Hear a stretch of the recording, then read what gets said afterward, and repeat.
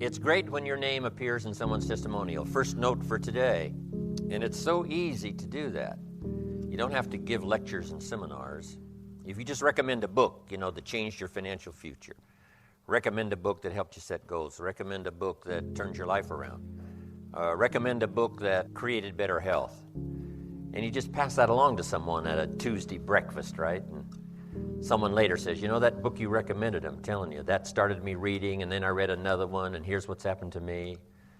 Here's what's happened to me financially, socially, personally, and it all goes back 2 years ago, 3 years ago, when we had that Tuesday morning breakfast and you recommended that book. So it's pretty easy for your name to appear in someone's testimonial. And I get great delight in traveling around the world and having that happen for me. Now someone says, Mr. Rohn, 20 years ago, 30 years ago, I sat in your seminar, you shared some ideas, here's what's happened to me, my family, my income. A man not long ago showed me the notes he took 23 years earlier. And he said, Mr. Rohn, I've used these notes all these years in my business life, my personal life, my family. He said, I've made my fortune. And he said, I want to thank you for these notes. And he had me sign them after 23 years. It was just incredible. And he said, when I took these notes, I was 18 years old. So he was just a teenager sitting in the audience taking all these notes, but the notes he kept for 23 years. And it was such a great pleasure and excitement for me to sign those notes. So when your name appears in someone's testimonial, it's very exciting. Now, he was only 18 years old, so make this the second note of your notes for today. You never know who may be in your audience. You just don't know. Say, well, just a teenager, but we can't say just a teenager. We have to say each individual is important. So if you have a chance to share, here's what's important. Always do your best, always be sincere, and always tell as much of your story as you can to help someone else. Because you never know who you're talking to. The next person that may be a friend for life. The next person that may be a business associate for a long, long time. So just have great respect for everybody. And then sincerely tell your story, or recommend a book, or share an idea. Because sure enough, a week from then, a year from then, years later, your name will appear in their testimonial. But it's fun for me to travel around the world. Where have I been recently? Just got back from Mexico. Before that, where? Japan and other parts of that part of the world.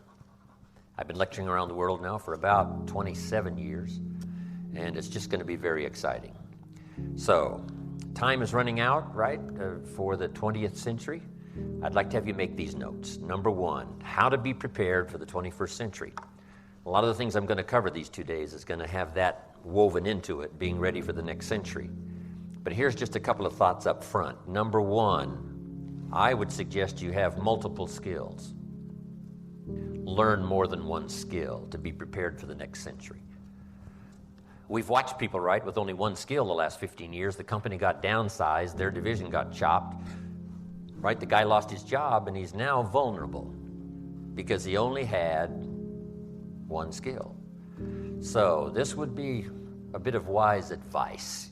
Take some extra classes and get prepared for the next century by being multi-talented and having more than one skill. I started developing multiple skills at age 25. They made me a millionaire by age 31, 6 years later. Part of it was investments and part of it was good luck. But I really revolutionized my whole financial program by learning more than one skill. If a guy that just works on the line for the last 15 years, if he would have taken accounting or something 2 nights a week, for the last 2-3 years, he'd have something to fall back on, something extra. But anyway, that's good advice. More than one skill for the 21st century. Here's number two. Wouldn't hurt to learn more than one language. Multiple languages now are pay off so big. Some of my business colleagues around the world that speak 3 or 4 languages, they make $3 or $4 million a year instead of 300,000 or 400,000. Those extra languages serve them so well. It's incredible. One of my Israeli friends speaks 6 languages. Michael has command of 6 languages. Now he's learning number 7. It is so much fun to travel around the world with him because he can talk to everybody. He orders all the food, and it doesn't matter what country you're in, and he talks to everybody and makes all the arrangements. It is such a luxury. It is such a powerful thing to have the command of all these extra languages. My father spoke German when I was growing up, but he never taught me. You know, I could have learned German easy, but they were trying to get away from the old world languages when I was growing up, right? My mother spoke French. She's English, but she spoke French. But she never taught me the French, and I could have learned 3 languages in the same time I learned 1 if it would have struck them that maybe these extra languages would be so valuable. But back then they said, you know, leave the old world behind, the old languages. This is America now. We all speak English. But what an advantage for me that would have been if I would have had those extra 2 languages. So that's part of my advice. Multiple skills, multiple languages. I asked a school teacher one time, how many languages can a child learn? Here's what she said: as many as you will teach them. They don't lack the capacity. They don't lack the intelligence. They certainly don't lack the curiosity. All they lack is a teacher. So remember that too with your children. Encourage them to learn that second, third language. Because the world is getting smaller and smaller. You know, it's unbelievable. I fly around the world now so easy. 14 hours later, from Los Angeles, I'm in Tokyo.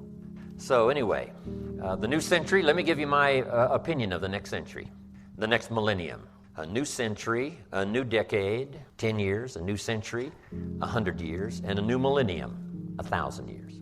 We've had 6 millenniums of written history. We're about to enter the 7th. Some scholars hold great significance to this 7th millennium, that it's going to be a unique and dramatic time, and that's probably true. Technology, transportation, communication, it's unbelievable what's happened up until now, especially the last 100 years, especially the last 50 years. So here's what we started in the late part of this century, and it's a good note to make. What we hope is advanced civilization. The beginning of civilization says, let us learn to restrain the dark side of our nature, which everybody has. Who was it said? Power corrupts, right? And absolute power tends to corrupt absolutely. So to become a civilized society, here's what we must do. Start early. You have to start with your own children to develop a civilized society. If a 3-year-old hits another 3-year-old over the head, if he's not restrained to become civilized, he will do it again. And if he's not further restrained, he may enjoy it. Now we have the beginning of a major uncivilized problem. So here's what civilization is: the restraint of power in its beginning form. And we must start with our own children to civilize our own. We say, well, our children live in a civilized society. Yes, but when they're born, soon after, not too long after, they must be restrained. They must be taught what we call civilized behavior. Now, that goes right on up the line. The misuse of power is everywhere. A father may misuse his power and force his children to live in his shadow instead of in the sunlight of opportunity. It is called the misuse of power. And it doesn't matter whether it's a father or a 3-year-old child. We must all be taught that to live in a civilized society and bless the next generation and the next generation, we must be taught civilized behavior, because only can we flourish and grow in a civilized situation. It's very important. Even the government must restrain its power. Guess what's tempting? Power. Power is tempting. And once you've got it, that's why the great prayer says, you know, lead us around. Which is probably an excellent modern-day translation. Lead us around temptation. Here's a tempting billboard. Lead us around so we don't see it. Lead us around temptation so that we escape it to the best of our ability. Because once you have power, it's tempting. So the Bill of Rights was to restrain the government in its use of power against its own citizens. We even have laws that protect the customer from the salesperson. Do you believe that? You say, well, wouldn't all salespeople love and respect their customers? Say, well, surely freedom means, you know, hey, everybody will do the right thing. Say, well, we probably should build some jail. Yes, we got a new country, but not everybody is going to follow what we call civilized behavior. So we do have to have certain restraints. And that's meant to punish those who misuse their power, and it's also to alert those that there are certain limits to power. So here's number 1. Civilized behavior is the mission of all of us. Civilized behavior for ourselves. We must not let ourselves be tempted to misuse our power, whether you're in management or wherever you are. There's always the temptation to misuse your power, but to have a civilized office, to have a civilized company, to live in a civilized community, the majority And thank God, so far, the majority has decided that the civilized way is the best way to raise our families and build cities and conquer disease.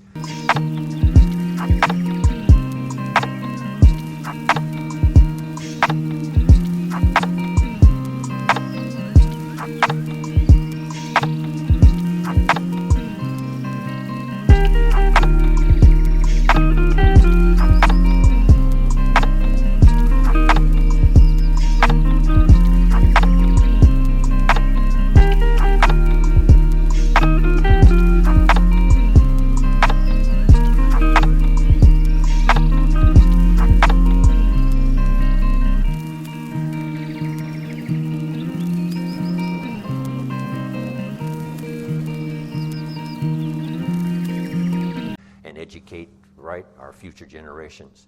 Civilized behavior. Now here's the ultimate, civilized behavior among nations. Americans find it strange, this thing called ethnic cleansing. That's strange behavior. In America, where would we start? Ethnic cleansing? Guess what's made America powerful? The blending, the commitment of many ethnic streams that have come to America over the last 200 years. No country has been such a depository of the gifts of the world like America the last 200 years. For 200 years, people have come from all over the world to America, bringing with them their recipes and their food and what? Their music and their dance and their artistic ability, the gift of law and the gift of government and the gift of medicine and the gift of healing and the gift of religion and the gift of the work ethic. All of this didn't start here. All of it came here from all the countries of the world. It's an incredible list of how many people outside the country, like Japan. The most Japanese outside of Japan live in America, right? The most Italians outside of Italy live in America. The most Koreans outside of Korea live in America. The most Puerto Ricans outside of Puerto Rico live in America. You can go right down the list, country after country. The list is so long, it's unbelievable.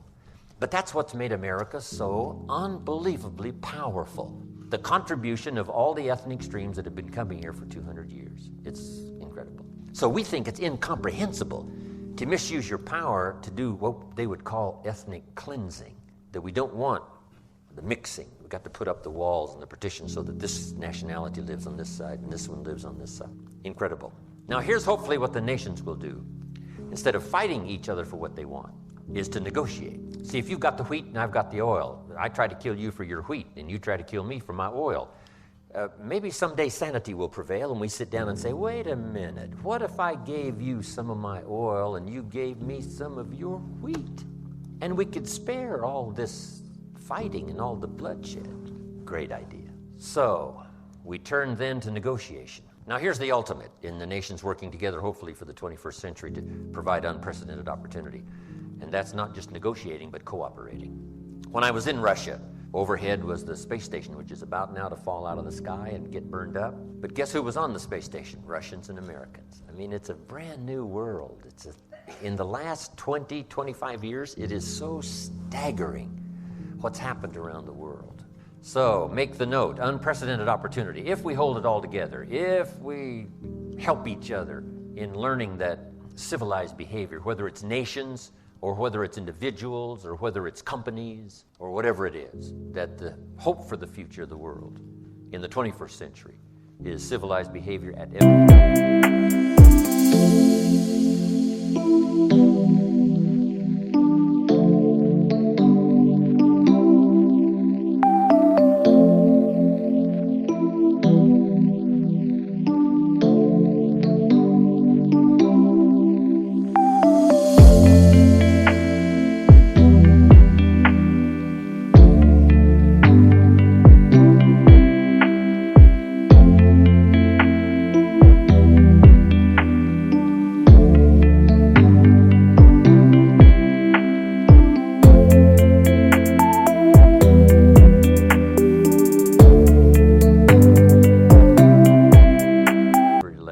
from our children to the neighborhood, to the city, to the state, to the country, and the nations of the world. So if that holds together, which it looks good, I think we've got the best chance ever in the last 6,000 years. We've got the best chance, the early years of the 21st century, to build a unique society in America and make a unique contribution to the whole world. We all hope for that. We pray for it. Now, unprecedented opportunity, but here's the next part of the 21st century. Make this note. Keen competition. But what else is new? Once you open up opportunity, now we bring competition. But here's what competition does. Refines opportunity so that the flow of goods and services and ideas and things and values to the marketplace becomes absolutely unprecedented.